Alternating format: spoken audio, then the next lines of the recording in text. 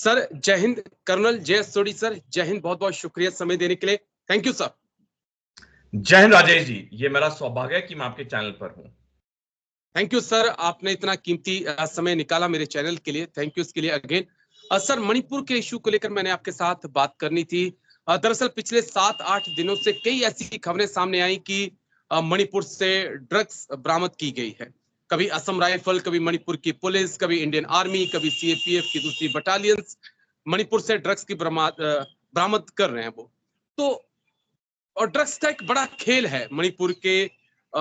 इस वक्त जो मणिपुर में कॉन्फ्लिक्ट चल रही है उसमें ड्रग्स का बहुत बड़ा खेल है। जिस प्रकार से मणिपुर की पहाड़ियों पर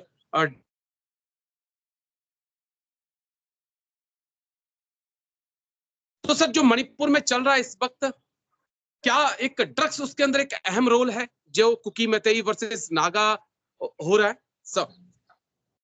राजेश जी, दुनिया में सबसे कठिन कोई जगह पे कोई देश लोकेटेड है वो इजराइल। उसके बारे में सारा जानते हैं कि इजराइल चारों तरफ से दुश्मन देशों से घिरा हुआ है। दूसरे नंबर पे भारत का आता है, क्योंकि भारत के पश्चिम और पूर्वी बॉर्डर पे हमारे दो दुश्मन देश हैं, पाकिस्तान और चीन। ये हम सारे जानते हैं। लेकिन जो हम अधिकतर लोग नहीं जानते हैं कि भारत उस जगह पे भी लोकेटेड है जो कि गोल्डन ट्रायंगल और गोल्डन क्रेसेंट के बीच में है। और ये दो जो जगहें ये दुनिया का सबसे ज्यादा उत्पादन करती हैं ड्रग्स का। और यही नहीं, दुनिया में एक तीसरी जगह उभर के आ गई है जहां पे इलीगल ड्रग्स बनाई जाती हैं, एक्सपोर्ट की जाती हैं, वो है चीन। और चीन में स्पेसिफिक यूनान प्रोविंस। अभी अगर हम देखें तो इजराइल के बाद नंबर 2 पोजीशन पे अगर कोई देश है जो कि सबसे कठिन जियोपॉलिटिकल लोकेशन, वो भारत है, क्योंकि हमारे दो दुश्मन देश हैं और हम गोल्डन ट्रायंगल, गोल्डन क्रेसेंट और चीन के बीच में, जो कि ड्रग्स का एक बहुत बड़ा स्रोत है। गोल्डन क्रेसेंट वो इलाका है जो कि ईरान, अफगानिस्तान, पाकिस्तान के पहाड़ियों का इलाका है जहां पे ड्रग्स बहुत बड़े पैमाने पे लगाई जाती हैं। गोल्डन ट्रायंगल वो इलाका है म्यांमार का, थाईलैंड का और कंबोडिया का, जहां पे इलिसिट ड्रग्स भी बहुत बड़े पैमाने पे बनाया जाता है और उसे उगाया जाता है। और चीन का यूनान प्रोविंस जो मैंने बताया। अब चीन से और इस गोल्डन ट्रायंगल से भारत में ड्रग्स को बहुत बड़े पैमाने में भेजा जाता है। गोल्डन क्रेसेंट से भी आता है जी। और यहां से भी आता है, यूनान प्रोविंस चीन के और गोल्डन ट्रायंगल से। अब ये जो ड्रग्स है, ये ड्रग्स का काम सारा अवैध होता है, इलीगल होता है। इसका जो भी पैसा जनरेट होता है उसे या तो ब्लैक मनी कहते हैं या ब्लड मनी कहते हैं, काला धन जिसे हम हिंदी में कहते हैं। अब इस काला धन का कोई रिटर्न रिकॉर्ड नहीं होता है। और एक सेकंड आपके दर्शकों को समझाना चाहूंगा, काला धन सफेद धन में फर्क क्या होता है। सफेद धन आप जो भी आपकी इनकम होती है आपके बैंक अकाउंट में आती है, उसका इनकम टैक्स रिटर्न फाइल करते हैं, सारा उसका ब्यौरा लिखित पढ़त में होता है। लेकिन ऐसा काले धन के साथ नहीं होता है। और ड्रग्स सबसे बड़ा स्रोत है दुनिया में काले धन का। तो ये जो ड्रग्स एक बड़े पैमाने में भारत में भेजी जा रही हैं गोल्डन ट्रायंगल और चीन से, ये नॉर्थ ईस्ट के जरिए भारत में प्रवेश कर रही हैं। और इतना इससे पैसा जनरेट होता है, इस पैसे का एक हिस्सा वहां पे अस्थिरता, अशांति फैलाने के लिए लगाया जा रहा है, वहां पे आतंकवाद को बढ़ावा देने के लिए लगाया जा रहा है। क्योंकि जो सफेद धन होता है या लीगल पैसा होता है उस पे एजेंसियों की नजर होती है। अगर कोई बड़ी ट्रांजैक्शन होती है वो एजेंसियों की नजर में आ जाती है। लेकिन ब्लैक मनी का कोई ट्रांजैक्शन नहीं होता है, तो उसका एग्जैक्ट क्वांटिटी पता करना बहुत मुश्किल होता है। लेकिन एक मैं आंकड़ा देना चाहूंगा आपके दर्शकों को। आज भारत में कितने लोग ड्रग एडिक्ट हैं, ये चौंकाने वाले आंकड़े मैं आपको देने वाला हूं।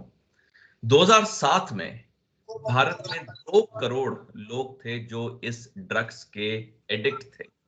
और 15 साल बाद 2022 में ये आंकड़े 5 गुना बढ़ के 10 करोड़ हो गए। और ये आंकड़े मैं 2 साल पहले की बता रहा हूं।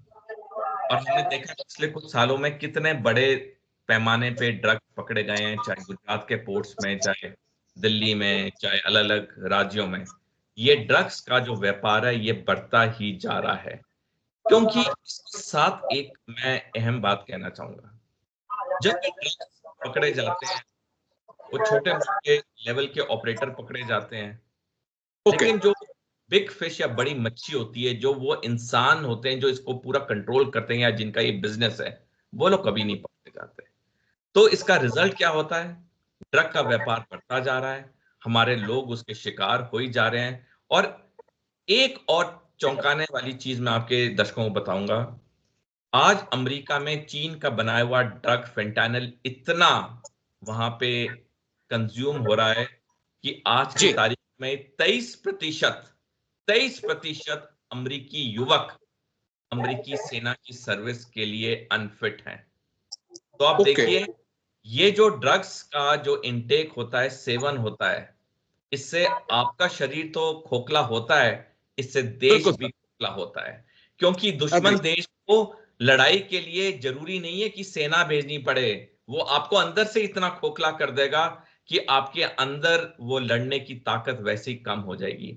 तो और जहां तक मणिपुर की बात है, इसमें डेफिनेटली ड्रग्स का एक बहुत बड़ा रोल है, क्योंकि ये जो पैसा ड्रग्स से उठाया जा रहा है या बनाया जा रहा है, इससे वहां पे अस्थिरता शांति फैलाने में बहुत बड़े पैमाने में उसको इस्तेमाल किया जा रहा है।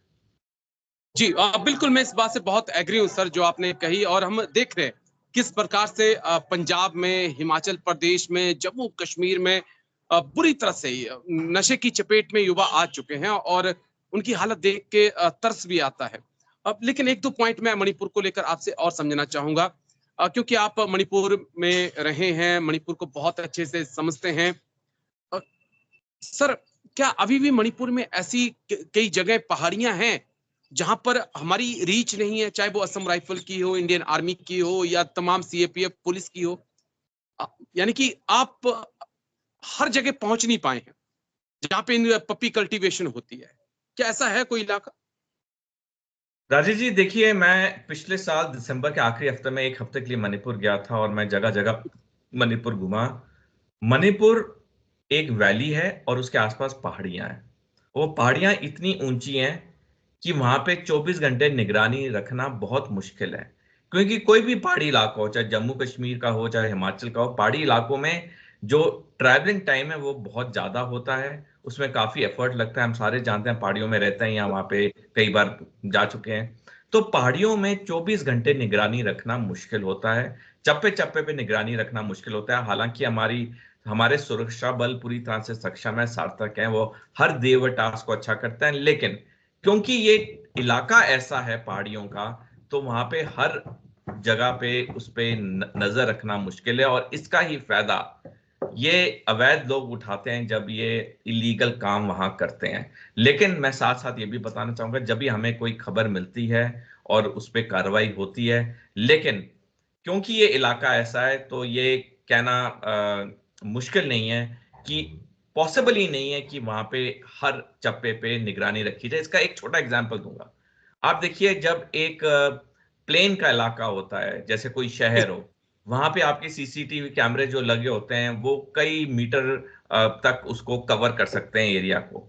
लेकिन पहाड़ों में बिल्कुल। आप कितना सीसीटीवी कैमरा लगाओगे? क्योंकि वहां पे हम लोग सेना में रह चुके हैं, हमें पता है कि टेरेन कैसे होती है, मैप रीडिंग में हमें कितनी दिक्कत आती है। ठीक है, वहां पे एक बिल्कुल। डेड जोन नाम की चीज होती है जो हमें पढ़ाई जाती है, हमने वहां उसका चीजें भी देखी हैं। तो ये चीजें पहाड़ों में सीसीटीवी कैमरा जैसी चीजें लगाना बहुत मुश्किल है। हालांकि हमारी सैटेलाइट्स हैं जो नजर रखते हैं, लेकिन जैसे मैंने बताया, ये टेरेन इतना मुश्किल होता है कि ये हर जगह उस पर निगरानी रखना पॉसिबल नहीं है। पॉसिबल।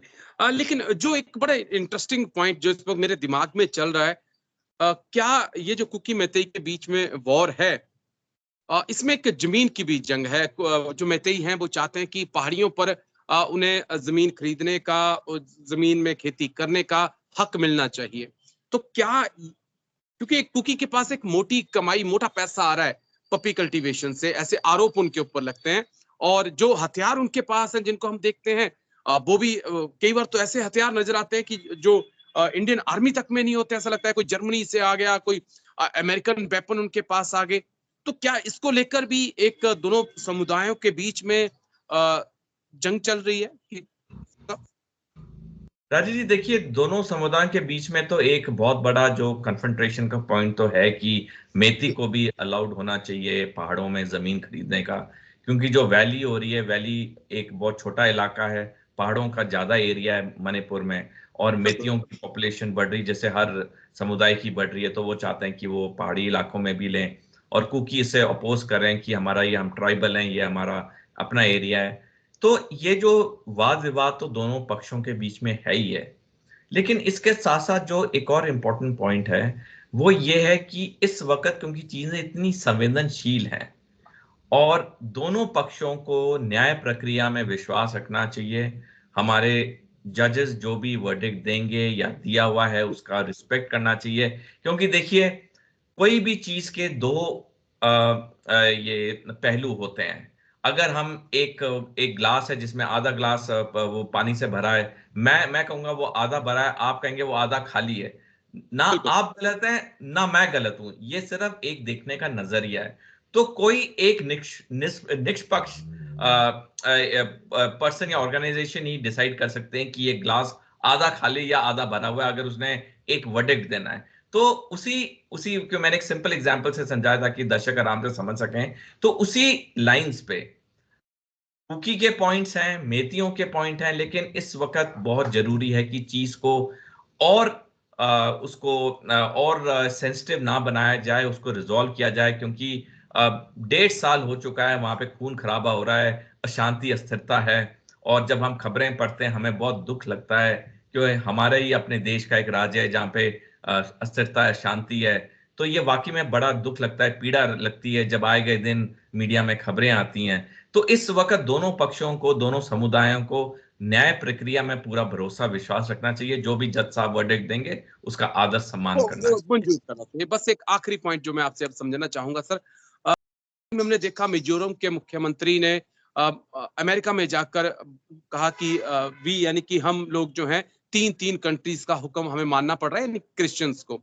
इस बीच क्रिश्चियन स्टेट की भी मांग उठी और माना गया कि मिजोरम, मणिपुर, नागालैंड का, कुछ चिटगांव का हिस्सा लेकर, कुछ म्यांमार का हिस्सा लेकर एक क्रिश्चियन स्टेट बनाने की तैयारी अमेरिका कर रहा है। क्या इन बातों में कोई दम है सर? राजेश जी, पहली बात तो मैं बहुत हैरान हूं कि कोई भी इंसान जो कि एक संवैधानिक पद पे हो वो ऐसे बयान दे जो कि बयान डायरेक्टली हमारे संविधान के खिलाफ हो। तो ये तो मेरे लिए बड़ी चौंकाने वाली बात है। मैं ये कहना चाहूंगा कि देखिए, हमें जो भी भारत में करना है, हमें हमें हमारे संविधान, हमारे नियमों के मुताबिक करना है। और हमारे लिए हमारा संविधान हमारा ग्रंथ है, हमारी सबसे पावन पुस्तक है, हमारे लोकतंत्र की सबसे पावन पुस्तक हमारा संविधान है।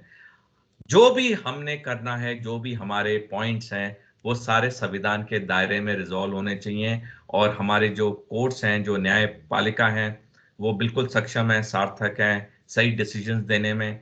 हमें उस पर पूरा भरोसा रखना चाहिए। और साथ में एक आखिरी टिप्पणी करना चाहूंगा, जब ऐसे बयान इतने ऊंचे ओहदों वाले लोग से आते हैं तो ये मेरी राय में बहुत ही एक अजीब सिचुएशन है। क्योंकि देखिए, जो भी बड़े लोग होते हैं उनको हम जैसे आम नागरिक बहुत सम्मान के साथ देखते हैं। जो भी सेलिब्रिटीज होते हैं उनको हम एक बहुत बहुत आदर के साथ देखते हैं, उनकी एक एक बात सुनते हैं। तो एक एक बात जो निकलती है उसका एक मतलब होता है, उसका एक कॉनोटेशन होता है, जो कि हमें जो भी कहना चाहिए संविधान के दायरे के अंदर कहना चाहिए। कहना चाहिए। लेकिन चलिए, ये एक ड्रग्स का बहुत अहम मुद्दा है, जिस प्रकार से मणिपुर में इसकी कल्टीवेशन हो रही है, गोल्डन ट्रायंगल से पूरा मामला ये जुड़ रहा है। लेकिन पंजाब की बात करें, हिमाचल की बात करें, जम्मू कश्मीर की बात करें, दिल्ली की बात करें, हर जगह हम देख रहे हैं युवा इसकी चपेट में आ रहे हैं, और शायद सरकार को कुछ और कड़े कदम उठाने की जरूरत है, खासकर इस ड्रग्स को लेकर, क्योंकि देश को अंदर से खोखला कर रही है। लेकिन शुक्रिया, बहुत बहुत शुक्रिया colonel J S Sodhi sir, आप एक बार फिर आए और इतनी बारीकी से आपने तमाम पहलुओं पर बात की। थैंक यू सर, जय हिंद। Thank you sir. धन्यवाद राजेश जी, जय हिंद।